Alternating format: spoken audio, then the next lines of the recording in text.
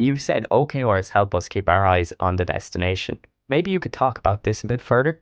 So I had, for example, one CEO come in and say, "Hey, Ben, I want to do OKRs."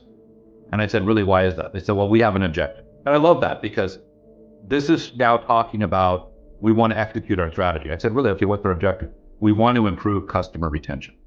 Okay, great. Why? Why do we want to improve customer retention? Because here's the thing. I told you earlier, it shouldn't just be OKR, it should be OWKR. So I'm going into that W. Here's what we find. If you just communicate the OKR like matter of fact, you don't get that emotional resonance. You don't get that engagement. You don't get that intrinsic motivation. So CEO comes in and says, here's the objective, improve customer retention. Here's why it's important.